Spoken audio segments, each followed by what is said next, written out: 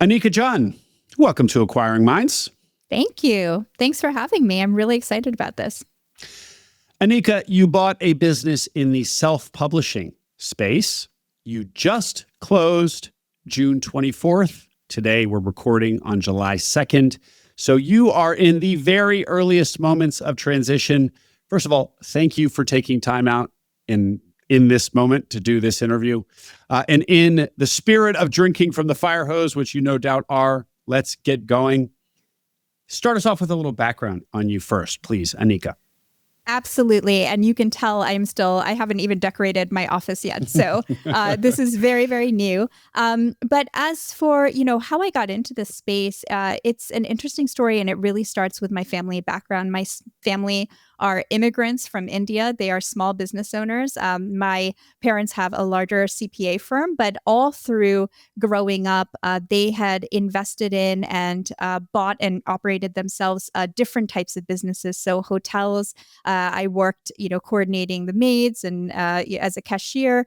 And also, the one that, is closest to my heart is I helped to robe women in saris at the India Sari Palace in Philadelphia when I was younger. And so, I come from this just really, really scrappy background. And since then, I went to law school and, sold a legal outsourcing company. And then I went into tech, both in my own startups and, had some entrepreneurship in the venture-backed space, but then also in larger technology companies. And what I realized is that, with AI, what's happening is that really the power dynamic is shifting from labor and capital having both having negotiating power to with AI. I think what the trend I see is that labor has less negotiating power, and it's really capital that is getting all the negotiating power, at least for now, right? Until some people say AI will create a bunch of jobs, and hopefully that's true. So when I was really thinking about what my next step in life is, I was thinking about my background, where my heart is, either being a small business owner or helping small business owners.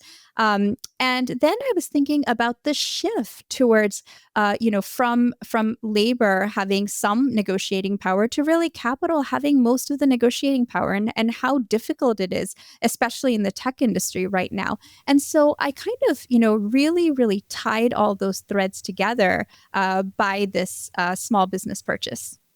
And when you say you were considering your next step, Mm-hmm. Was that because you were ready to leave corporate, or I mean, I understand the when you want to take a next step, like really thinking through what that should be. But you were at Amazon. Yes. You'd been in product. Yes. So why did you not just carry on there or go to a different company or another W-2 with the spirit of what you just said? Why Absolutely. was it buying a business? Yeah. So, I have always been an entrepreneur at heart, and I had, already built and sold a company, and I ran a venture-backed startup. And then I had my first child. And that is what prompted me to go into big tech. And so I always saw it as a season in life where I'm really looking for more stability for my family. I'm looking to take on less risk. And then I'm also really looking to learn how to implement technology at huge scales, the scale that you can only find at a place like Walmart Labs, where we have 100 million users to the site every single day, or Amazon, which is one of the largest companies in the world, Disney streaming. Also, I did a stint with them. So it was really this season of my life. My daughter is 3 years old now, and we went through COVID. She was a COVID baby. And as return to office was being implemented, my daughter was becoming more and more independent from me. And there were these, series of massive layoffs throughout tech. And really, I saw that my friends who were mothers were being impacted the most, nothing to do with performance. It was just the trend in technology was to give less flexibility for just life, first of all, and specifically for parents, and I had just a couple of requirements. I had the requirement that I needed to be there when my children woke up. I absolutely had to be there when they came home from school, and I had to be there to put them to bed. I could even skip dinner with them if my husband was going to have dinner with them. But those three things were really important to me. And it became less and less compatible with these return to office policies. And so as I really considered, is it viable to stay here or even in the tech industry? What do I truly love? What my passion is? And, what is a viable next step for me that I think will be successful if all roads led to this SMB purchase? And I am not the only person who's making that calculation. There are so many women especially, but tech workers who are thinking about what their next step is. Over the past 2 years, there have been over 150,000 layoffs in the tech industry. These are people who know how to run businesses, who know how to lead teams, and a lot of time people who are very qualified buyers because they have stock from big tech companies, sitting there ready to be deployed. And so for all these reasons, I felt it was important to make the leap myself, and then also to have this interview with you and get out there so that more people know that this is one option that they can consider as they're navigating all these changes in the industry. Well, it's funny, Anica, that theme that you just described, and actually specifically as it pertains to Amazon. So I'm here in Arlington, Virginia, where, as you know, Amazon HQ2 is. So I know a mom who works at Amazon and was recently talking / complaining about the return to office policies of Amazon and how that's going to affect her family life. So couldn't be more relevant even in my own circle. How did you hear about buying a small business? Because you were not somebody who, was at business school and took the class or something. Yes, I have had to learn a lot of things in my career just on the fly by just being a curious person. And that has really steered me, my own innate curiosity. And so what led me to this particular world is that I had been advising some startups. And through that, I met this search fund partner. And he introduced me to the idea of non-private equity purchasers who are buying companies that perhaps are too low EBITDA for private equity firms to consider. And so they're really filling in that gap. So at first I was evaluating whether I wanted to have a search fund, and that is a path that would have been a harder road. I think the ideal search fund candidate is someone probably out of business school that's traditionally who has had the best shot of getting funded in that way. And I looked at my own profile and the options available to me, and I would be very qualified for SBA financing. And it's a risk that I was willing to take. And then I also would have more control if I did it this way. And so I put all those factors together and I decided that I wanted to be self-funded. Great. And so give us some more detail then on how the search took shape, what your search looked like. Yeah. So I actually had partnered with a good friend of mine who is just, incredible and still a great friend. And together we set out to buy a business that would be large enough that we could both work in the business together. And so my friend, he actually grew up in Ann Arbor. And so he was looking in this area because he felt like it was someplace that he could, relocate to often. And so, I continued to look mostly on the West Coast. And so we kind of split our focus and did it that way. And Anica, where are you based?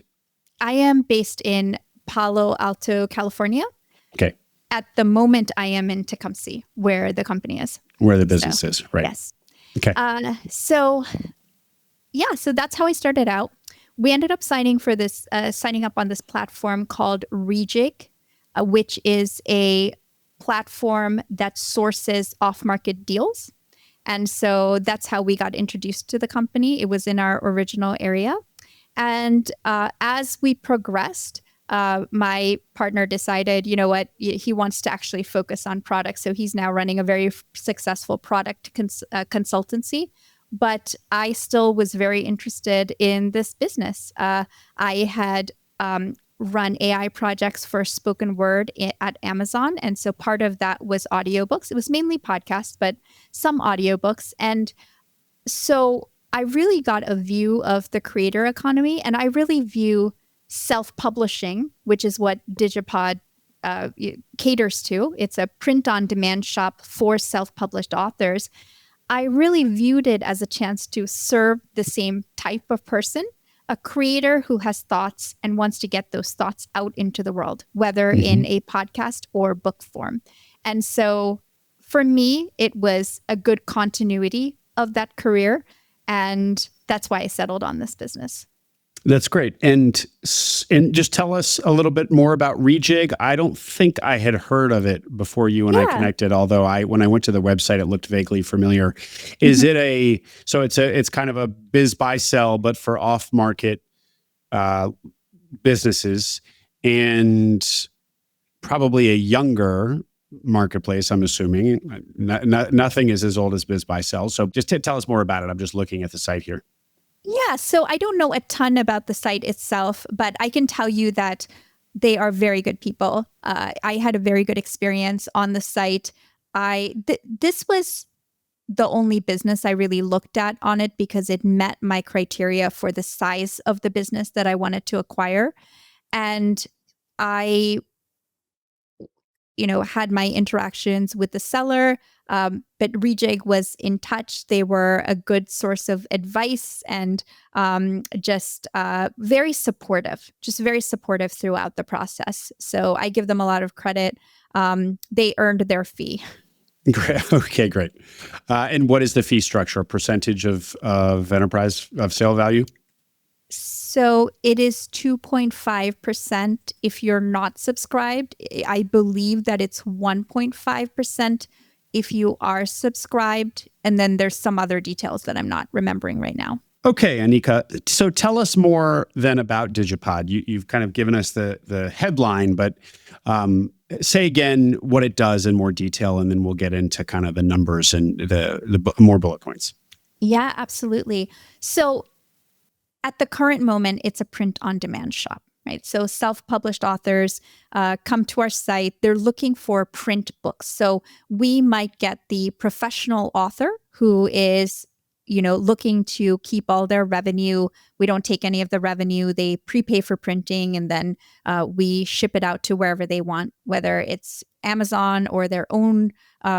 Sometimes it's their own home address. Sometimes it is a 3PL service. We do that for them. And sometimes it's a company that is, constantly reordering their manual for a certain product or a guide for their customers. Sometimes it is the matriarch of a family that wants to put a cookbook together and order maybe 25 copies for friends and family. So we get, all different types of people, and we really just guide them through the process to create their own bespoke, high quality book print and run it and get it out to them so that they can get it to their customers or their family members or whoever is finally receiving the product. And the way this business is differentiated, or maybe I should say its niche again is self-publishing. So it's a niche within printing. Effectively, this is a printing business, but there's printing and binding, which is a whole other thing, right? That's about the limit of my knowledge of creating a book. But there's printing and then binding. You do them both, which I guess is a niche or a part of the differentiation. And then on top of that, you provide the services to kind of hold their hand through this process. Yes, our customer service is award-winning, and I have been getting to know the customer service agents, and I clearly understand why they know the industry, they know the design process, they know what's called the pre-flight process. They know all of that very well, and they're really very, very good advisors to our customers throughout the process. So that's a point of differentiation. I would say also what customers have told me, I'm going through my initial stage of doing customer interviews, is that the quality is better than any of the other solutions out there, both for paperback and for hardcover. And also our speed. We're able to get author proofs, for example, within just a few days, whereas I've heard Amazon KDP will take weeks. And Amazon's a big company, and having worked there, bias for action and speed is one of their strong points. So I'm not sure why that is, but we move fast, even with very small runs. And so that is what our customers have told us, that even though right now it's solely a print company, that the quality and the speed bring them to us rather than to our competitors. Mhm. And over time, that status of just being a print company is going to change. What I want to do, being a product person, is really understand our customers and understand their journey from deciding that they want to be a self-published author to holding that author proof in their hand, and even perhaps helping them market their book after. I want to create products and services all along the way to help our customers.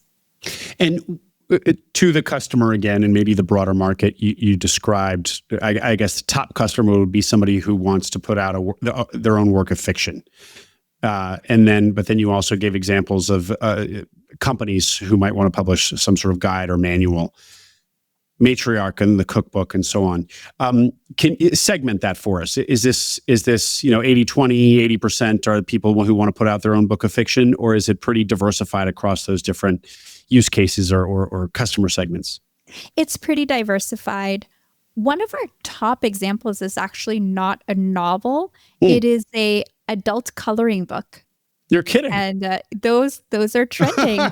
And I have to say that if you haven't tried out an adult coloring book in your more stressful moments in life, I highly recommend it. I heard about this from the seller, and then I went and bought one from Target. And after a particularly stressful call, I sat there with my daughter and colored in the adult coloring book, and is quite relaxing. So I can understand why we're getting orders of 40, 50,000 copies of those.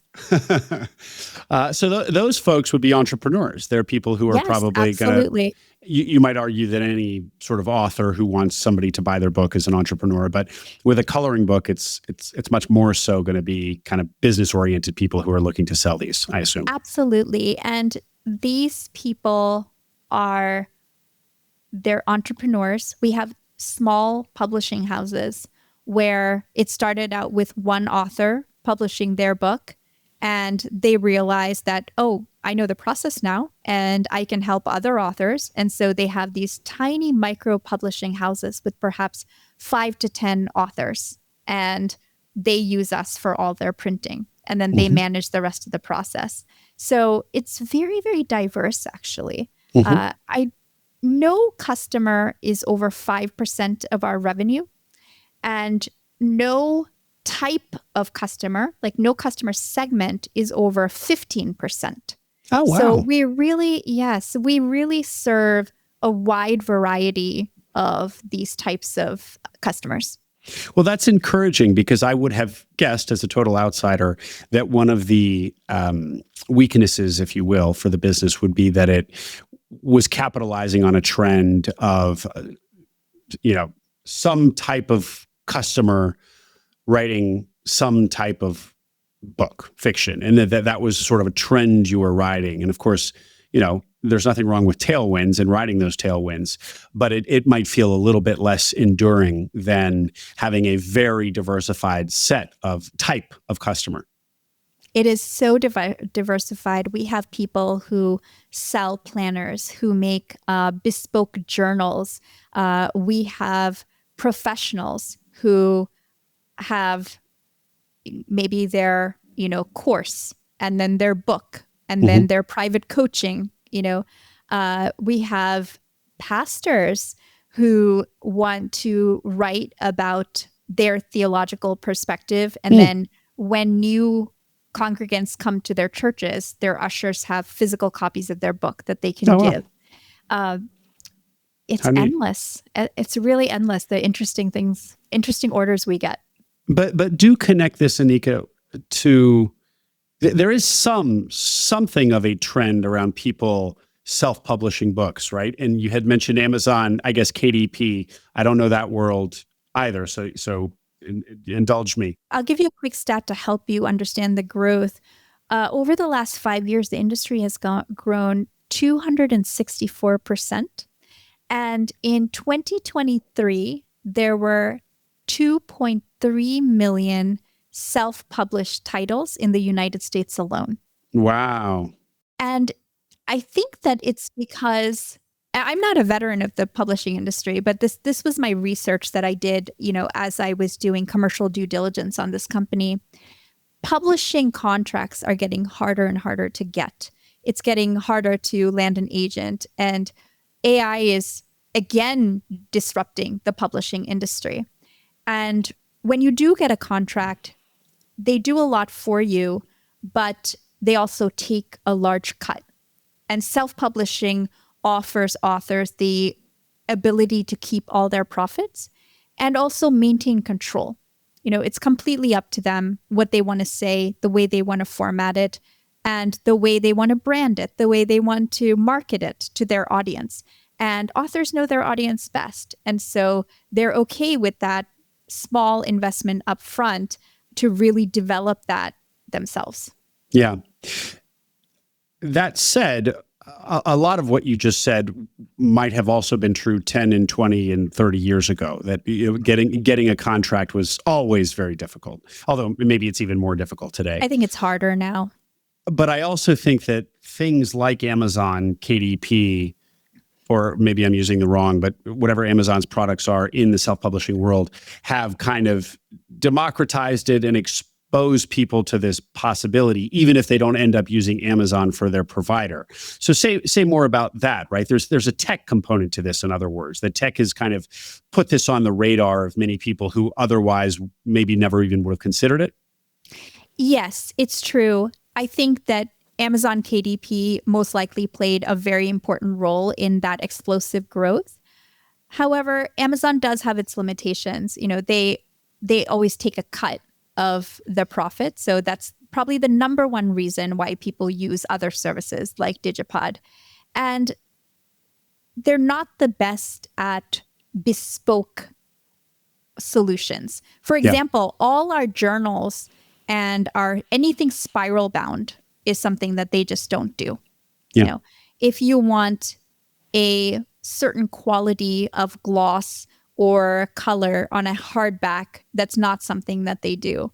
And so this type of print on demand really gives you ultimate control over the quality that your customers experience or your readers experience. Great. And then on the point of competition, so you've explained why the differentiation from Amazon KDP. What does the rest of the industry look like? The non-Amazon competitors to DiggyPOD? Yeah. So there are several smaller shops that do only print.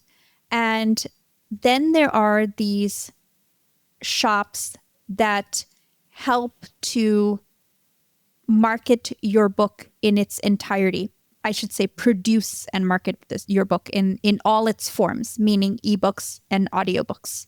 So there's really a lot of space for DiggyPOD to grow in different media for the books themselves, marketing and distribution, integration into Amazon. It's just a matter of finding out what is the most important thing to our customers now and then building those out. So it's really a great playground. Anica, let's pivot a little bit to the business of this business. What is the revenue? What can you tell us about the numbers? So we are in a greater than 5 million revenue space, and I only see that increasing. first because of the tailwinds of the self-publishing market, and then also because speaking to our customers, they already love the company, they love the employees, and they want more services for them, from us, right? And so it's just a matter of how fast can I expand to the customer, to the services that our customers most want. Okay. And so I see that doubling in the next couple of years very, very quickly, and continuing to grow from there. So to be clear, Anica, you said above 5 million. So does that mean a lot above 5 million, around 5 million? Can you give us any more specificity? Yeah, it's around 5 million. Okay. Okay, great. And what do margins look like in a print-on-demand business?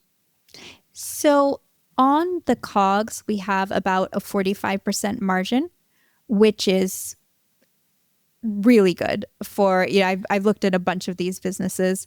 So that's very, very healthy. And then when you put on the general expenses on top of that, we're about 35% on an EBITDA basis. Oh, wow. So 35% net EBITDA on a $5 million business. Great. So we're talking about a business that is well north of $1 million in EBITDA or SDE. Yes. Great. Yes. Well, you found the self-funded unicorn there. Yes. Yes. Good stuff. And a little bit more in the business, the history. How old is this business? The business itself is about 36 years old. The seller bought the business for $125,000 in, I believe it was 2001. Oh. And he bought more land and he bought all this equipment. We have millions of dollars worth of equipment here. And he did all the general contracting himself. He educated himself on Google SEO. This is in, I would say, 2005. And for a long time, they were the number1 ranking print shop for books on Google SEO.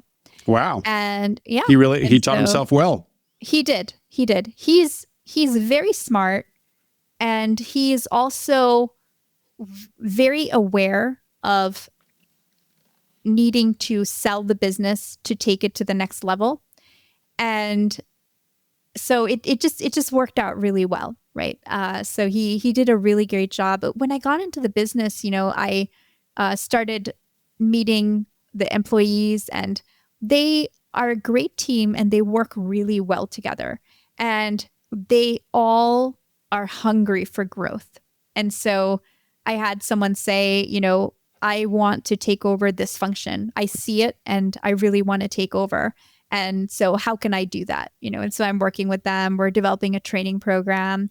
And so it's so great to come into this business where everybody is competent and they want to take on more. Yeah. So it's just been really fun. And what was his reason for selling now?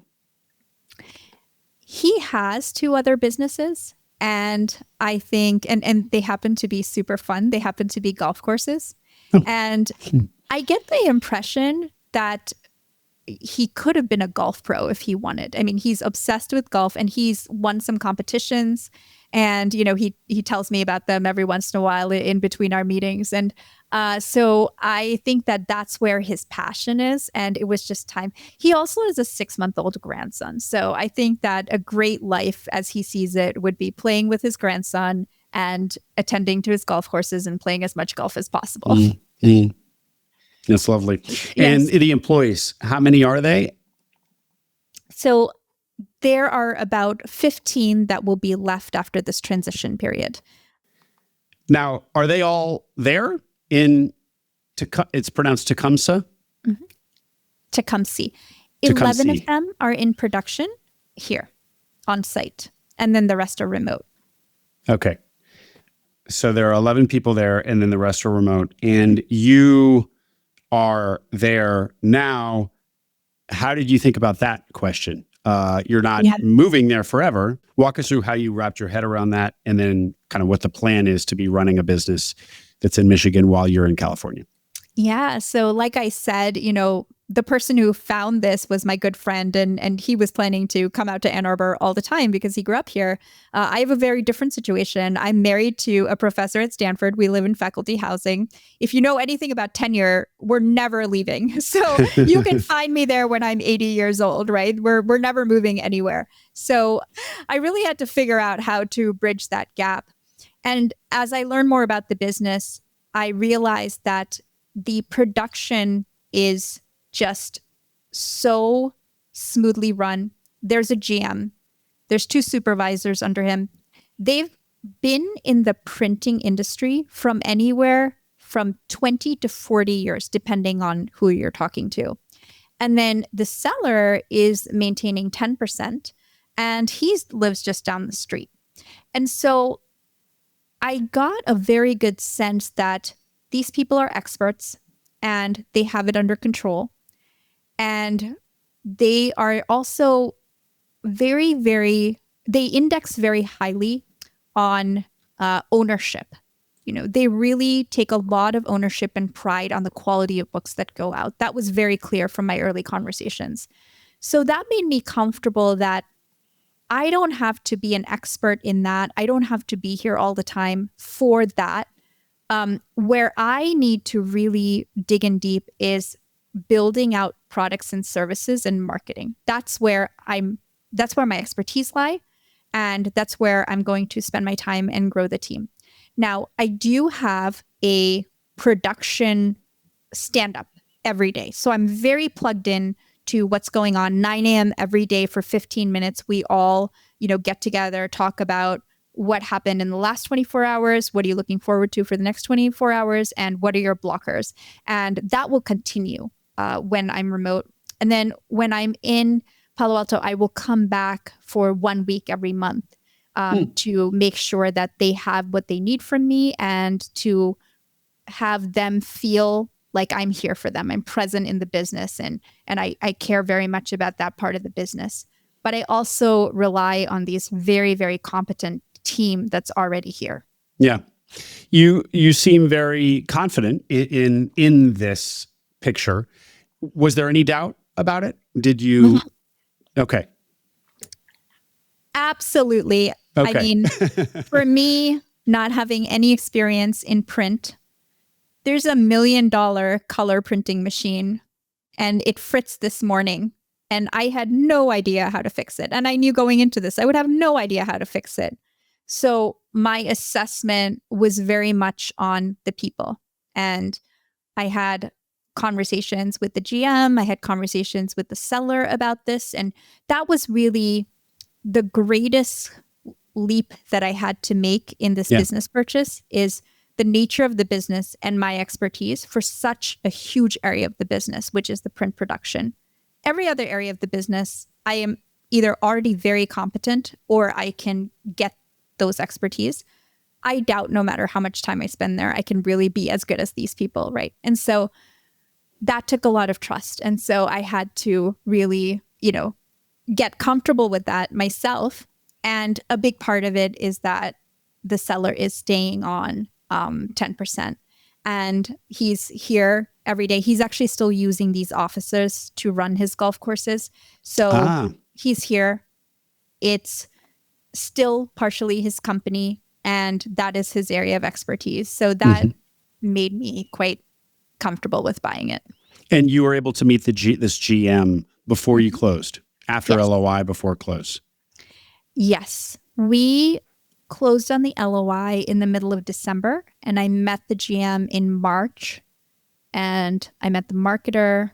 I met a few other people. So he took me through the production facility, introduced me as the buyer. I shook hands with a bunch of the people.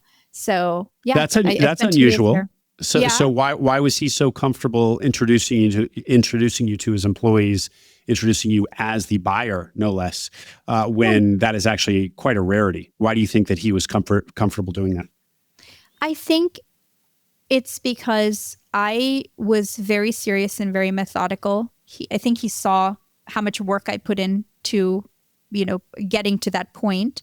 I think a big step is that we had gotten past the quality of earnings.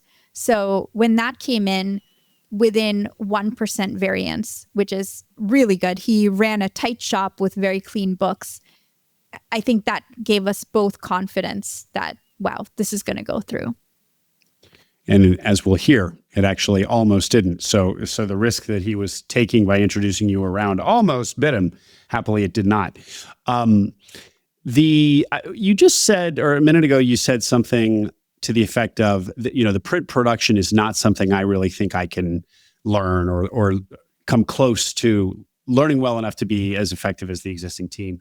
But everything else, I really think I can if I'm not already competent at it. That's I think a lot of business buyers have less confidence in all of the facets of the business. So often they definitely can't do the service itself. You're buying an HVAC business, you don't know the first thing about about air conditioners. But you also, business buyer, don't know. There's a lot more that you don't know and have to learn. Maybe you've never hired or fired somebody, for example. Not uncommon at all. What skills do you have, Anica? There are these other skills that you have that make you feel like, aside from the delivery of the product itself, you basically already know or can learn pretty quickly?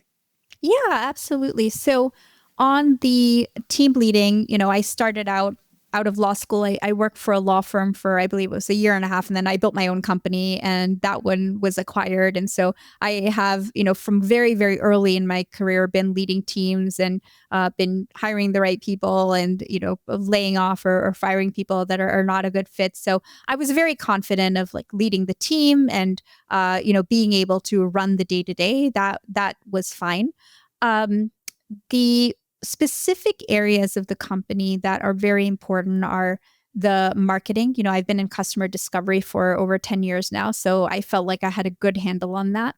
And customer service is an area where I am not yet competent because the customer service agents here, it's award-winning. The team is award-winning. And the reason is they are very technical. They know every part of how to make sure a book cover and the content of the book itself is formatted, whether you're getting a hardcover, paperback, spiral bound, a journal, calendar, whatever it is. They know how to get you from, hey, here's my manuscript, but I can't figure out the formatting, to it's ready for print. That's process is called pre-flight. We do have a pre-flight team, but anytime you have questions, customer service is what deals with that. So that'll take me time to learn. Pre-flight, again, it'll take me time to learn. But those are also aspects of the business that have to do with learning software and process, and all of that I can figure out. With the equipment, I co-founded a hardware startup. So I have welded my own equipment together. I do have that experience. I do have some hardware manufacturing in my background, but the nuts and bolts of these $1 million machines that can do several pages of high quality color printing in 1 second. And, when it goes down, figuring out what's wrong and being able to debug it myself, I think I'm quite far away from that level of expertise. And let's actually hear a little bit more about these machines. So this is a business with serious CapEx. Yes. Interestingly, you liked that. Yeah. Yeah, that's not the kind of canonical search business where you're looking for low CapEx. Why did you like it? I liked it first and foremost because there's a moat around the business, right? So if somebody hears about this and says, hey, this is a great business with great margins, why don't I start it up? It's not a matter of helping, of AI helping you create some no-code solution and finding a couple of customers and testing it out and iterating. You have to have, at least $1 million to even get started, right? Yeah. And that's on the secondhand market. Where there might be used machines and service levels might not be at as they are here. It is an investment, and so by nature there is a moat around it. And as we talked about, the machines also, you need to have some training to operate them, right? You can't get started. So that is fantastic. The real estate aspect gives greater amortization on the loan. So that was great. And then also, if the worst were to happen, there's real estate and equipment to liquidate. So the SBA loan is not all on my personal assets, right? There is a personal guarantee here. So that entered into my calculation also. So I think I would say those are the three reasons. Great. You found comfort in this $1 million asset plus this real estate, which we'll get to in a minute, as something that in the worst case could help pay back the bank. Yes. Or be sold to pay back the bank. Great. Yes. The reason that we don't like CapEx, or that they're less liked, is that they require that they're big expenses to keep the business going. Now, that just came with in this case, but there will be a day that you have to buy another $1 million machine yourself, or presumably the $1 million machine you have requires some thousands of dollars every year to keep going. How did you diligence this piece of equipment, and like how much it's going to cost you on an annual basis? And then when the time comes to buy a new one, how did you think you'll approach that? So the seller provided me with 20 years worth of CapEx acquisition data. So when he bought equipment, we generally, it's not in the spreadsheet, but we went around and he explained why he bought each piece of equipment, the redundancies that are already in the equipment that I bought, and the price, right, at which he bought those pieces of equipment over 20 years. So I averaged it. I just took the last 10 years because of inflation and, things like that. There's an extra $178,000 a year that I put aside just for CapEx. Mm-hmm. So that's the first thing. Mm-hmm. The second thing is that there is also already a lot of redundancy built in. For example, there's a couple of black and white printers. And so if one goes down, the other one is running.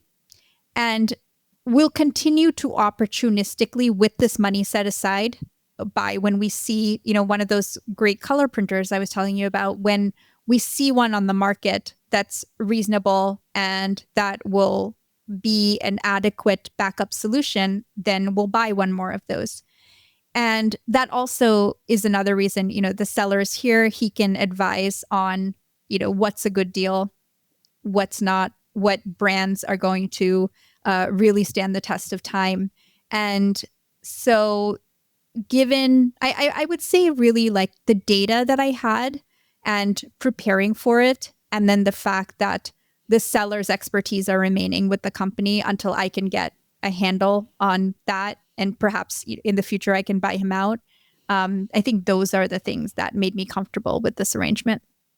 Well, that's great, Anica. That was just very thorough. And that $178,000 you put aside every year. So in your own mind, as you calculated the real EBITDA here, or the adjusted EBITDA, you knocked that down a little bit to account for that. Yes. Yeah. Great. Yeah. The real estate, say more about that, because that will end up playing a big role in the negotiation and the structure of the deal, which we'll then turn our attention to. Yeah. And so the real estate is a lot here in Tecumseh, and it has the building with the equipment. One attractive thing is that the equipment that we have, we just run the day shift, right? But we can go up to 3 times the capacity just with this equipment. So there's that room for growth. Yeah. Which is, I think, when people think CapEx, there's also that view that, hey, if you want to grow, then you have these massive investments to make in CapEx. Exactly. But in this case, I can grow 3x and, still have the same equipment. with that extra investment, that we've set aside.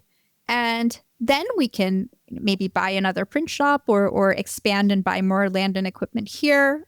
Really the world is our oyster at that point. Mm-hmm. Great. And so the real estate is, you said the one big building that houses the equipment in the company. Okay. Yes. Great.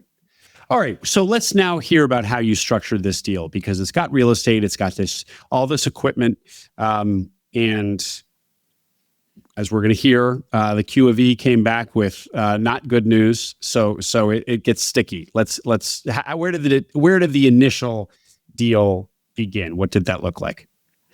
Yeah. So the initial reason that I looked at it, and I had my business partner, and we were both looking at it, was it was over $2 million.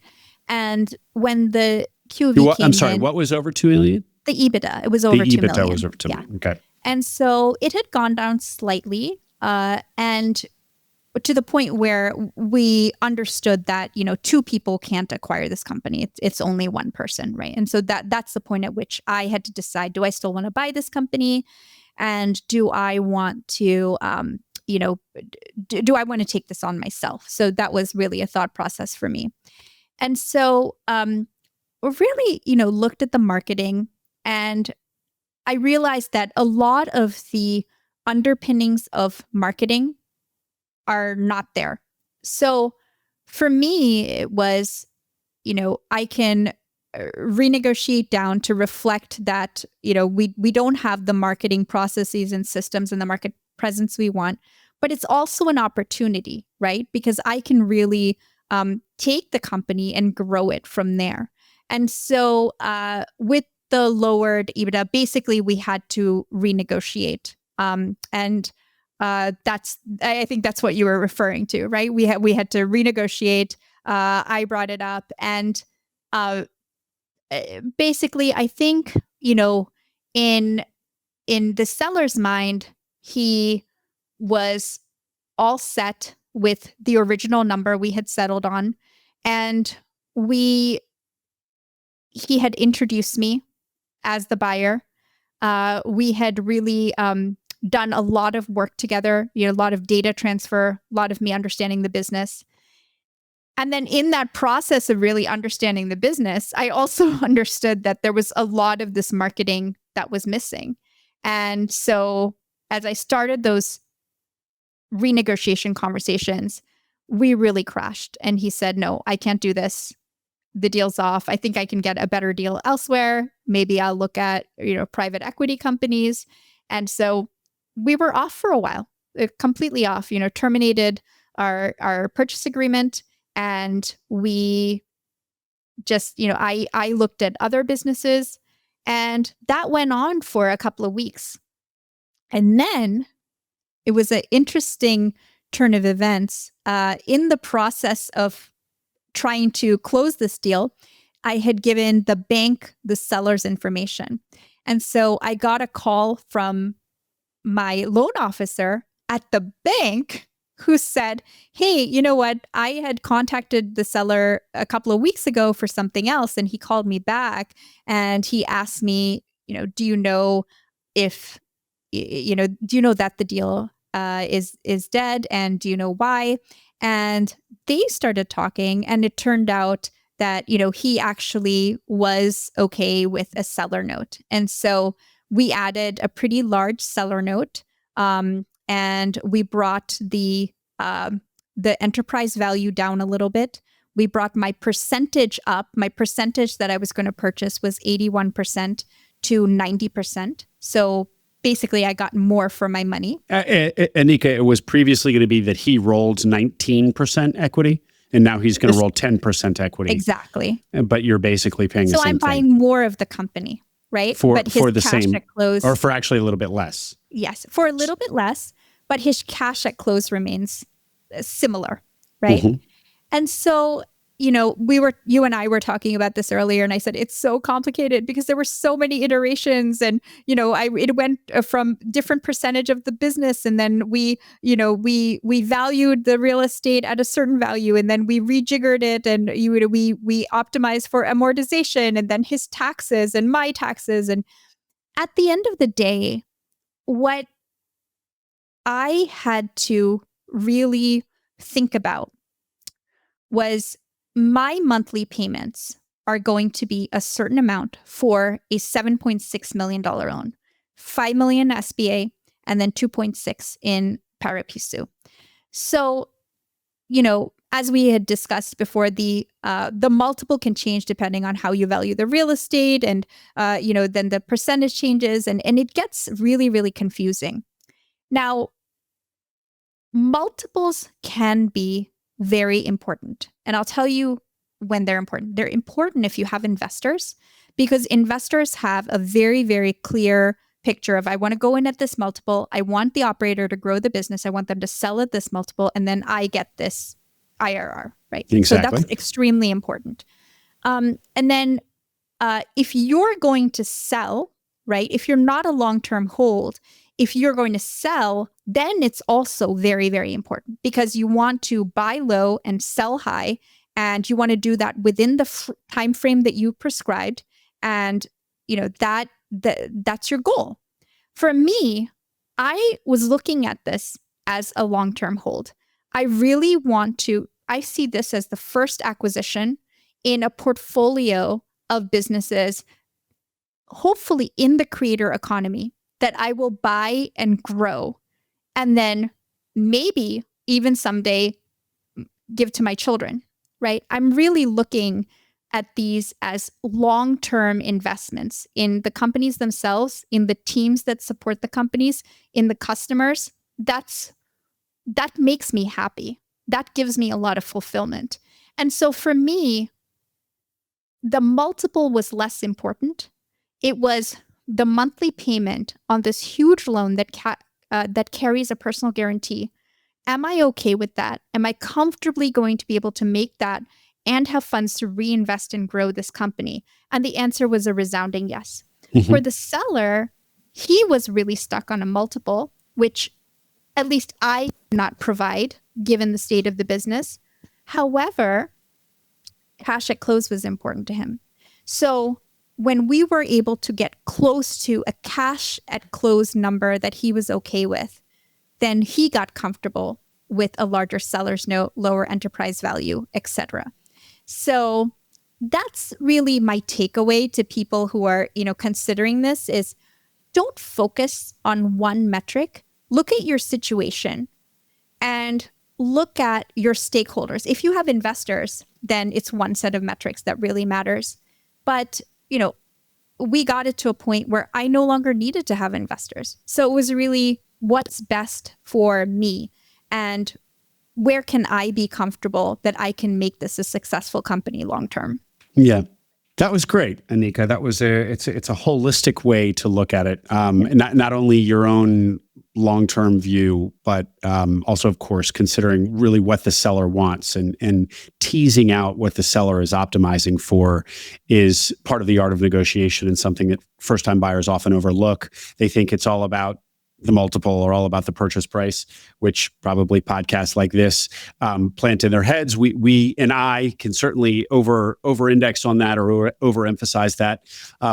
That said, I've gone back and forth on this, and I had my wrists slapped when I've said things like, a couple more, going from 3.4 to 3.7x is, just a couple more months, really of value here. So what's the big deal? And of course, the monthly payments that you are optimizing for in your own case do directly correlate to the purchase price of the business, the multiple you pay for the business. So in some sense, we're talking about the same thing when we're talking about monthly payments and multiples. So anyway, on that back and forth with him in the deal dying, you had said that the deal died in dramatic fashion when it died. Is there any more to that story? You hadn't actually given me more color in our pre-call, but I'm curious. I think it was just, it wasn't dramatic in the sense that no one was yelling at each other. I mean, the seller is a very nice person. He's just a wonderful person. His team loves him. He's on the school board here at Tecumseh, which is something I would never do. It's just, it's a terrible plight in my opinion. It's just too political and it's not productive. At least in Palo Alto, it doesn't seem very productive. So nobody was yelling at each other. I have a very calm temperament. I think it was the suddenness, right? So we were doing this over email, which in some cases, I think it is a great idea because there's a record of everything everybody said. In some cases, you want to be in a room and look at cues. In this case, I was in Palo Alto, he was here, we were stuck over email. And so he said, look, I'm not willing to do a seller's note. And I believe that I can get more from private equity. And so I'm just not willing to do a seller's note. And I said, well, he already had a seller's note, but I needed a larger seller note to make it work. And he said, no. And I said, well, then it's not going to work because a seller's note is the way to really share that risk. And there is a risk. You don't have the underlying marketing processes. I'm going to have to make those investments. And so this isn't going to work. And then he wrote back and said, okay, then please erase all the data on your computer, which is a very reasonable ask, but it's very jarring to get that immediately when you spent the last, say, 4 or 5 months of your life working towards this deal, right? Yeah. So in that fashion, it's like him saying, the deal's dead, and I just want you to erase, like this never happened. Like, yes, so the finality of it is like, wow, man, slamming the door. Yeah. And so it just took a week or two, and this was a non-brokered deal. I think a lot of times people face a lot of pressure to go off market. I want our listeners to understand that these are the problems with off market. In some cases, the seller's just not ready. That was not the case for me. The seller was very ready. But sometimes a third person provides kind of a lubrication to the conversation. You know what I mean? It's easier to talk to a third party and say, hey, I just can't do this. I know that this is what the buyer wants, but this is what I believe. And, it's better. Like, this is what I'm willing to do. And you can convey that message. So Rejig, to their credit, they attempted to be in that role. But at the end of the day, it was actually the loan officer at Northwest Bank. I have to give a shout out to Northwest Bank too. They went absolutely above and beyond in their part in this negotiation. The loan officer really kind of took ownership of those communications. He gave me a call, and then I had a counteroffer. We went back. He went back to the seller, and then the seller and I started emailing, and then we very quickly came to a deal. We had to work out some more details over the next few weeks over the purchase agreement. Another point of drama in this is that all of this happened at the end of April. June 1st was the new SOP that was no longer allowing F reorgs. And so all of this had to be done so that they pulled the PLP number before May 30th. So they needed about a week. So I think the PLP number? The PLP number for the SBA loan. So once you have that, you can close later than that SOP. So we were down to the wire because it takes a few days. So I think we got our PLP number in hand end of May, and we closed. It then took us another month to close. So June 24th was the close date. And so the F reorg is what would have been compromised here by the new rules. Yes, because it's a stock sale and there are tax benefits to an F reorg. And so it really would not have worked without the F reorg transaction. Yeah. So yeah, great. It was under the wire, but we managed to do it. Great. Good for you. Well, a bunch of things to react to there, Anica. First of all, your point about the risk in unbrokered or, basically off-market and unbrokered deals. Yeah. Certainly, yes. If a broker is good, part of their role is as lubricant, as you put it, as therapist, as go-between, Yes, that's a better word. as buffer, all Yeah. of these things, and as deal saver when the Yeah. deal is dead. They're the ones who hopefully, if the deal is destined to happen, they can resurrect it. And so, yeah, very interesting in this case that your loan officer of all people was the one to Yes. get the call. It feels like Yeah. your seller was just looking for somebody other than you Yes. who had touched this deal to interface with. Yes. So the loan broker was the closest thing. Yeah. And then they made it happen. And a perfect time here to mention Matthias Smith, who is, of course, a sponsor on Acquiring Minds, full disclosure. But I actually found your story, Anica, because he posted about it closing on LinkedIn, and that's why I reached out. Matthias introduced you to Northwest. He's a loan broker. He did. Yeah. He did. Yes. Great. Yes. Excellent. And the pari passu nature of this, so reminder to the audience, what that means is if a business, if a purchase price goes beyond the $5 million, which is the cap for an SBA loan, the lender can bring in additional debt, conventional style debt into the deal at their discretion to, in your case, get you to that additional 2.6 million to do a 7.6 million deal. Anything to say about using pari passu, or were there extra requirements, or what's that look like, if anything? Yeah. So pari passu, in my experience, it's only up to 3 million extra. So total is 8 million. Yes. I think I've heard that too. Yep. Yes. Now, I have seen advertising for up to 5 million in pari passu. So total loan amount to be 10 million. I have not talked to anyone who has achieved that. I've only talked to up to 8 million. Mine was 7.6, and I have a 400,000 line of credit if I need it. I'm hoping to never touch it. The pari passu makes the loan more complicated, and it makes the underwriting longer. So I got my term sheet after the QOV, I would say end of January. Actually, so I got my initial term sheet, with the LOI, right? Based on my finances, they gave me the term sheet. The one for the I would say more serious one, right? The one after the QOV, they really sent it to underwriting in end of January. And then we closed last week.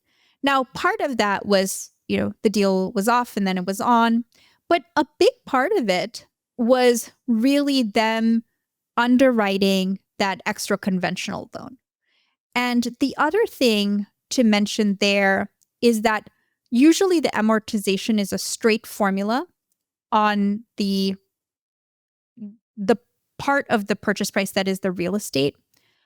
But with pari passu, they were not willing to, it's not unlimited, right? So for example, if this were 51% real estate deal, I don't think they would have given me a full 25 years on a blended rate, because there is a little bit of nuance to that still makes the bank want to keep a shorter amortization period.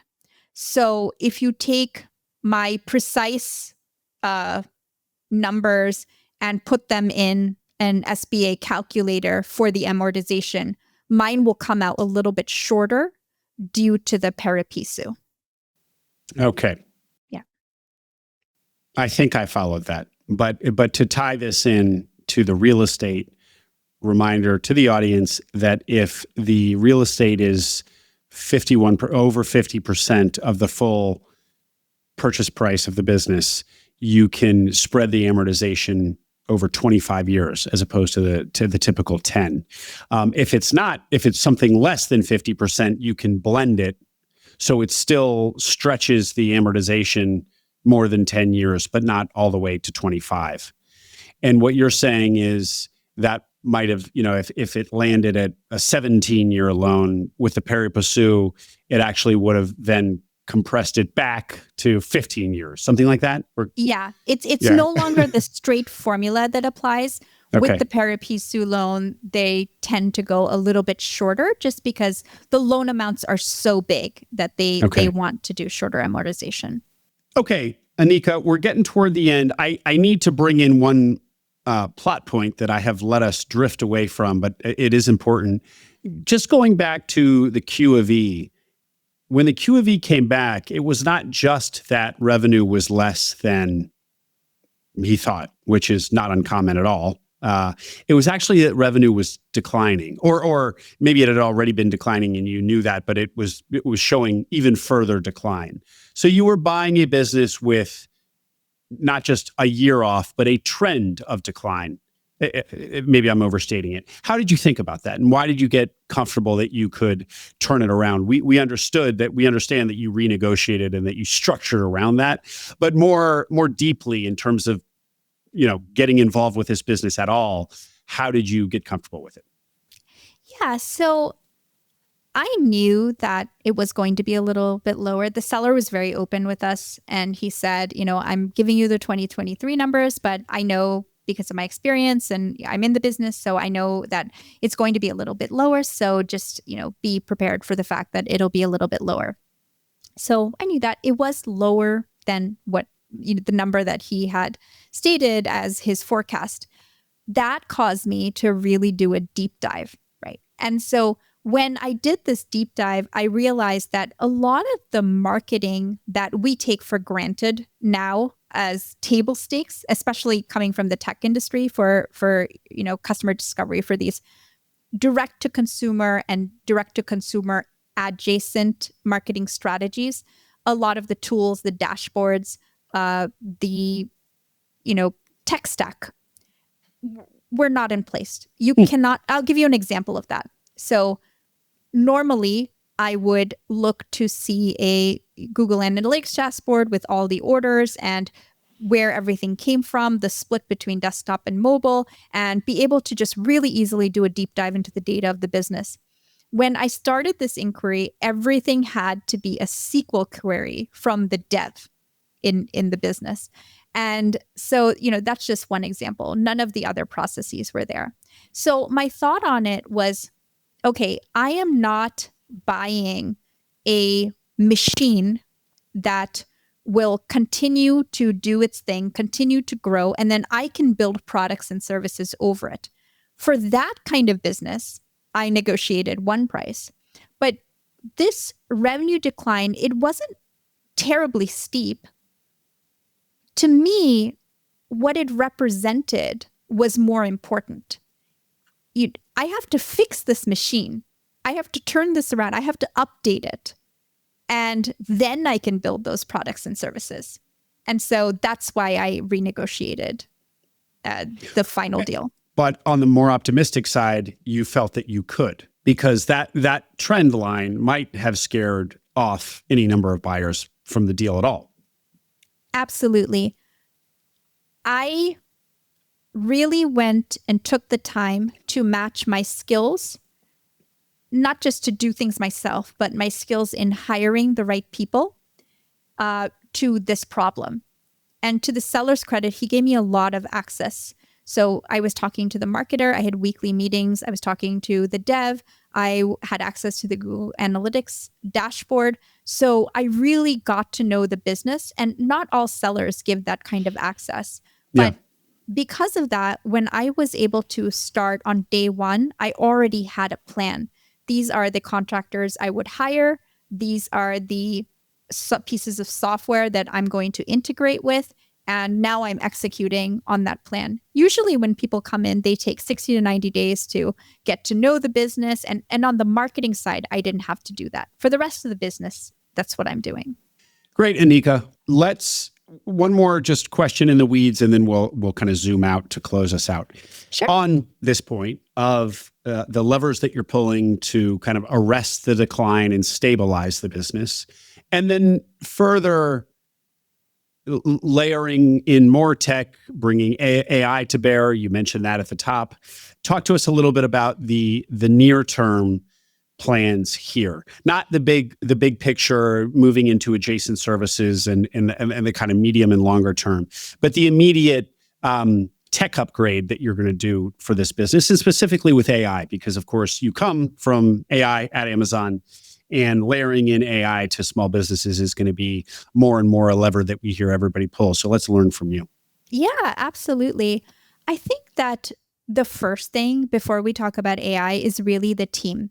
So really, getting to know the team, getting to know their strengths and weaknesses, and providing them the training that they need and what they need. So for example, none of the customer service reps have video or microphones. They all have physical phones that they answer and they talk to, on the phone.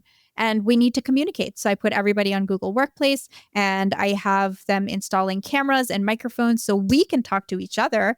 And then eventually they're going to talk to our customers that way. So really figuring out, what they need, what their strengths and weaknesses are as a team, getting them to be more cohesive together. And once we do that, then we put the AI in. Because if you don't have team cohesiveness, the business processes running, and then you try to insert something so new to people who have never used it before or are completely unfamiliar, that is too much of a shock. And ultimately, that's going to affect our customers. And so this is the first thing I'm working on. Now, I am personally very capable of going through the business and saying, hey, we can build an AI agent for this. We can create cover design with a diffusion model. We can, there's so many different ways that I can do this myself. What I'm doing is I'm actually hiring a contractor to come in and do that while I focus on the marketing. So what I'm looking for is for them to go in and do the in-depth interviews of every aspect, right? The general manager, the customer service agents, and really come up with a list of products. So some things that, come to top of mind are marketing, just, really understanding when we should be sending emails, to who we should be sending emails, and how are we best serving our customers by the emails that we send, right? That can be one AI agent. We can have a customer service agent for the less in-depth customer service requests. The production has no demand generation software. It's just basically that team's experience when they're ordering supplies. So we can connect the marketing to demand generation and give them a good view, a good forecast of what's coming in the door. So those are just a few examples, but I am relying on contractors, even though I myself have the expertise, because the business needs me in a higher priority area. Fascinating and so important for the listener, many of whom will not have the same AI skills that you have. So they would be forced to use a contractor, not by choice or by strategy, but because they don't have the skills themselves. This contractor then is what? What's the title for this contractor or contractors? Are there sort of AI solutions provider? There must be a whole universe of AI solutions providers that go into small businesses and say, here are the low-hanging fruit for what you can do with AI right now, and then implement it. There are, and I have interviewed a ton of them who don't know what they're talking about. So you have to be very, very careful. I think everybody puts AI in their resume and on their business website now, but you have to be really careful. And I think what would be really useful for the average listener with no experience building AI products is to don't be shy and ask for client referrals. Don't sign anything unless you've talked to other clients of that company. And when they give you case studies, it's not with all the information redacted. There are clients who are willing to stand up and say, hey, I built this for them and it improved my, X function by Y%, right? And so that's probably the top piece of advice that I can give is ask for those references. And those references have to be kind of similar to your business and the problems that you're solving. And I would also say don't rely too much on the web presence of people, whether that's, they're really active on Twitter or they have great email marketing. Separate out like, wow, these people are really, really well known with, can they actually solve my problem? And have I personally spoken to people and asked them very, very blunt questions about the effectiveness of this agency? And then make your decision based on that. There's some great, fantastic marketers marketing their AI expertise, but then when I go in depth and ask them questions, they just don't know basic things. So I would say watch out for that in 2025. And do you recommend using an agency or using an individual? It depends on I guess the scale of your needs, I guess. Yeah, in my experience, if you don't know what you're doing, managing one individual, they could tell you anything and you just have to believe them if you don't have the expertise yourself. If you go with an agency and you do your due diligence, you're not going to get that one person who is trying to just minimize their hours spent with you and just, shove you something that may or may not work well and then be off to their next client, right? You're going to get some systems and some process. And then if you check client references and they did a good job, chances are you'll be successful. Okay. And then the other thing is ask for documentation on everything. Make sure you have complete documentation so you're not stuck with them. You can, move around to a different agency if you need to. Right. Fantastic, Anica. Let's close by just revisiting your whole reason for doing this. More freedom, more agency. That doesn't necessarily mean more time. Maybe you've lost some time, but the hard demands of when they wake up, when they go to bed, and when they get home from school, that is now, you can make that happen. Do you feel like that vision is coming to fruition? I mean, you're in Tecumseh for a month and you're in the throes of transition. So maybe this isn't the moment to ask, but does it already feel like you have more freedom, more agency? I absolutely can. Right now, my children are up in Ann Arbor because that's where everything is. There's like camps and really fun things up there for them. Tecumseh's kind of a little bit in the middle of nowhere. So it takes me almost an hour to go back and forth. So I definitely see them less now. I have really amazing, supportive parents. My mom, who's had her own businesses for several years and is my role model for this, is helping me take care of my kids. My husband's here helping me take care of the kids. So, right now I'm more focused on just the time spent because it's short here and I'm getting to know people. I'm spending long hours at the office. But when I go back, I really do see the opportunity to really organize my time around my family.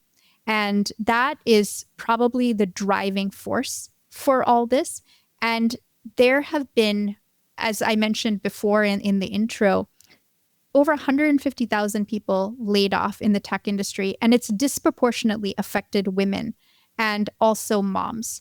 When I was at Amazon, there were almost no other moms in Amazon Music. And it really sent the message that, you know what, you're not welcome. It doesn't matter what your skills are. You're just not welcome. And we don't really care about your priorities. And for anyone who's feeling that way in tech or has been impacted by the layoffs and is just looking for that next position, I want to be the voice that gives another option, that there is this other option. If, it comes with its challenges, it comes with its risk, but there is another option. And for me, entrepreneurship has been that way out. Beautifully said, Anica. Thank you for that. And if such a mom or any other person wants to reach out and speak with you, is LinkedIn the best way? You can just email me. It's very easy. It's anica@anicajohn.com. So I'm very responsive over email. Yeah. Great. As I experienced when Matthias connected us. Yes. Anica, John, a wonderful interview. What a great story. Congratulations. Thanks again for taking time to do this in day 8. It's day 8, yes.